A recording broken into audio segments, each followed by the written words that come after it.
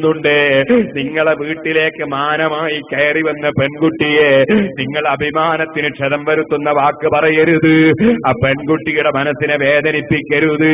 കുടുംബവുമായും ബാപ്പയുമായും ഉമ്മയുമായും വിട്ട മനോവേദനയിൽ നിങ്ങളെ വീട്ടിൽ വന്ന് വിഷമത്തോടെ കഴിയുന്ന ദുർബലയായ പെൺകുട്ടിയെ നിങ്ങളെ കടുത്ത വാക്ക് പറഞ്ഞ് നിങ്ങൾ വേദനിപ്പിച്ചാൽ പടച്ച റബ്ബിന്റെ അടുക്കൽ നിങ്ങൾ ഉത്തരവാദിയാണ്. ഉമ്മമാരെ, അള്ളാഹുവിനെ സ്നേഹിക്കുന്ന ആണ്, അള്ളാഹുവിലേക്ക് മനസ്സ് തിരിഞ്ഞ പെണ്ണ്, അവരെ ജീവിതം പരിപൂർണമായി നീതിയിലാണ്, സത്യത്തിലാണ്, എപ്പോഴും നന്മയിലാണ്, വിശാലമായ മനസ്സാണ്, അഹങ്കാരമില്ലാത്ത ചിന്തയാണ്, അസൂയയില്ലാത്ത ജീവിതമാണ്, എപ്പോഴും വിട്ടുവീഴ്ചയാണ്. അഥവാ മകൻ വിവാഹം കഴിച്ചു കൊണ്ടുവന്ന പെൺകുട്ടിക്ക് വീട്ടുജോലി അറിയില്ലെങ്കിലും മോളെ ഭയപ്പെടണ്ട, നിന്റെ ഉമ്മയെപ്പോലൊരു ഉമ്മയാണ് ഞാൻ നിനക്കൊക്കെ കാണിച്ചു തരും, ഞാൻ നിനക്ക് പഠിപ്പിച്ചു തരും, നിന്റെ ഭർത്താവിനോട് നിന്റെ മോശമൊന്നും ഞാൻ പറയില്ല, നീ പേടിക്കേണ്ട, എന്റെ മകളെ പോലെയല്ലേ നീ എന്ന് പറയുന്ന നല്ല മനസ്സുള്ള ഉമ്മമാരുണ്ടോ? നിങ്ങൾക്ക് സ്വർഗം നേടാം ഉമ്മമാരെ. നേരെ മറിച്ച് ഫോൺ എടുത്താൽ മകനോട് മകന്റെ ഭാര്യന്റെ കുറ്റം പറയുന്ന ചില ഉമ്മമാരുണ്ട്. സുബ്ഹാനല്ലാഹ്, കത്തേക്കുമ്പോഴുള്ള എല്ലാ ഫിത്നയും എഴുതുന്ന ചില പെങ്ങന്മാരുണ്ട്. അത്തരത്തിലുള്ള ഫിത്നയും ഫസാദുമായി ഒരിക്കലും ജീവിക്കരുതേ. അല്ലാഹു അല്ലാഹ്, അവനല്ലേ കൊടുക്കുന്നവൻ, അവനല്ലേ തടയുന്നവൻ, അവനിലേക്കല്ലേ മനസ്സ് തിരിയേണ്ടത്. വമൻ അഹ്സനു ഖൗലൻ മിമ്മൻ ദആ ഇലല്ലാഹ്. അല്ലാഹുവിലേക്ക് മനസ്സ് തിരിയണം. ആ അല്ലാഹുവിലേക്ക് തിരിയാൻ വേണ്ടി ക്ഷണിക്കുന്നവൻ, അവരെക്കാൾ നല്ല വാക്ക് പറയുന്നവൻ ആരാണ്? വഅമില സാലിഹാ. വെറും പ്രബോധനം പോരാ, പ്രസംഗം പോരാ, സൽക്കർമ്മം പ്രവർത്തിക്കുന്നവനാവുകയും വേണം. SYSന്റെ പ്രവർത്തകരെ, SSFന്റെ പ്രവർത്തകരെ, സുന്നത്ത് ജമാഅത്തിന്റെ സ്ഥാപനങ്ങളുടെയും സംഘടനകളുടെയും പ്രവർത്തകരെ, നമ്മൾ സ്വന്തത്തിൽ നന്നായ അമൽ ചെയ്യണം.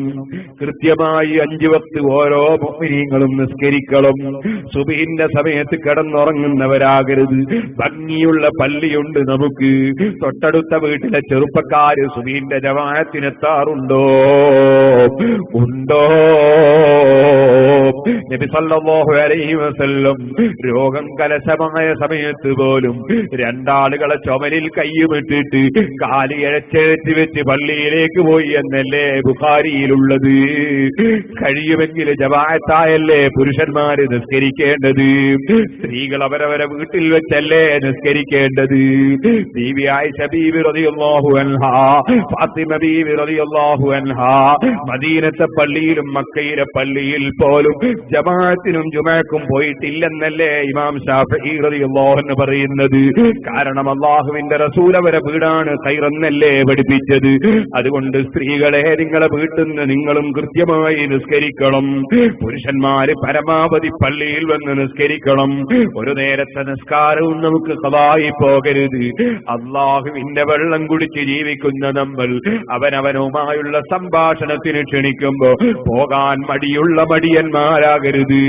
പോലീസ് സ്റ്റേഷനിൽ നിന്ന് നിങ്ങളെ വിളിച്ചാൽ, കോടതിയിൽ നിന്ന് നോട്ടീസ് വന്നാൽ, നിങ്ങളൊരു നേതാവ് വിളിച്ചാൽ എത്ര അഭിമാനത്തോടെ അല്ലെങ്കിൽ ഭയത്തോടെ നിങ്ങളവിടെ ഹാജരാകും?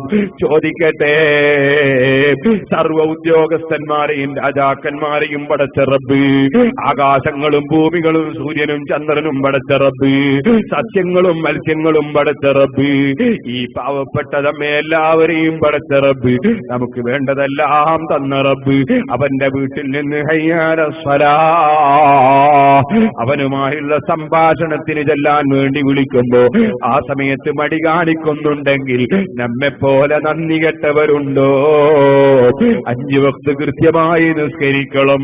കഴിവുള്ളവർ കൃത്യമായി സക്കാത്ത് കൊടുക്കണം, നോമ്പെടുക്കണം, ഹജ്ജ് ചെയ്യണം, ഉംറ ചെയ്യണം, കുടുംബ ബന്ധം ചേർക്കണം, അയൽവാസികൾക്ക് നന്മ ചെയ്യണം. ഖബർ വിശാലതയുള്ള ചില ജനങ്ങളുണ്ട്, അല്ലാഹു കൂട്ടത്തിൽ നമ്മെ പെടുത്തട്ടെ.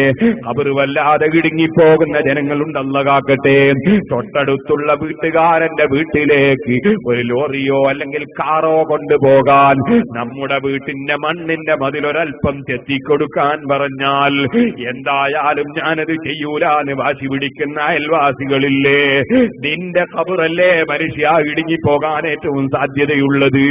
ഒരു വഴിയൊന്ന് വിശാലമാക്കാൻ, ഒരു റോഡ് വെട്ടാൻ, ഒരൽപ്പം സ്ഥലമൊന്ന് വിട്ടുകൊടുക്കാൻ പറയുമ്പോ ഒരൽപ്പവും വിട്ടുവീഴ്ചയില്ലാതെ ആര് വാഹനത്തിൽ പോയില്ലെങ്കിലും തരക്കേടില്ല, എന്റെ വീട്ടിൽ വാഹനം കയറുന്നുണ്ടല്ലോ, ഞാൻ എന്തായാലും ഒരു ഇഞ്ചി ഭൂമി വിട്ടുകൊടുക്കൂലാന്ന് പറയുന്ന കുടുങ്ങിയ മനസ്സുള്ള മനുഷ്യ, നിന്റെ ഖബറിന്റെ ഇടുക്കം എത്രയായിരിക്കുമെന്നല്ലേ ചിന്തിക്കേണ്ടത്.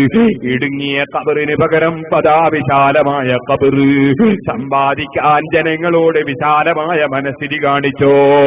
അതെ, അല്ലാഹുവിലേക്ക് മനസ്സ് തിരിച്ചോ? അയൽവാസികൾക്ക് നന്മ ചെയ്യണം, കുടുംബത്തിന് നന്മ ചെയ്യണം, പ്രായമുള്ളവരെ ബഹുമാനിക്കണം, കുട്ടികളോട് കാരുണ്യം ചെയ്യണം, നാട്ടിലുള്ള പ്രധാനപ്പെട്ട നാട്ടിന്റെ കാര്യങ്ങൾ നടത്തുന്ന കാരണവന്മാരെ ആദരിക്കണം, ബഹുമാനിക്കണം, പ്രായമുള്ളവരെ ബഹുമാനിക്കണം, പണ്ഡിതന്മാരെ ആദരിക്കണം. പണ്ഡിതന്മാർക്കിടയിൽ ചില്ലറ അഭിപ്രായ ഭിന്നതകൾ മസലപരമായോ സംഘടനാപരമായോ ഉണ്ടെങ്കിൽ തന്നെ അതിന്റെ പേരിൽ ആലിമീങ്ങളെ ചീത്ത പറയരുതേ. മുസ്ലിമീങ്ങളെ ഗ്രൂപ്പ് തിരിച്ച് ചീത്ത പറയരുത്, തെറി പറയരുത്, സംഘന്മാരെ നിസാരപ്പെടുത്തരുത്. അല്ലാഹുവിന്റെ കോടതിയിൽ നമുക്കൊരു പോയി നിൽക്കേണ്ടതുണ്ടെന്ന ബോധത്തോടെ ജീവിക്കണം.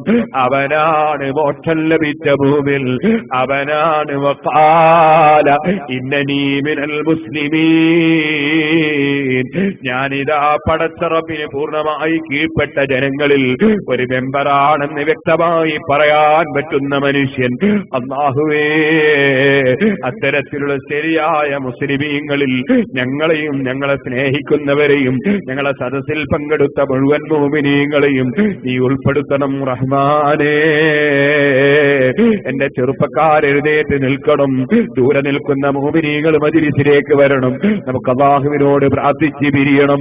അല്ലാഹുവേ, ഞങ്ങളെ മജ്‌ലിസ് നീ ദുആക്ക് ഇജാബത്തുള്ള മജ്‌ലിസ് ആക്കണം റഹ്മാനേ.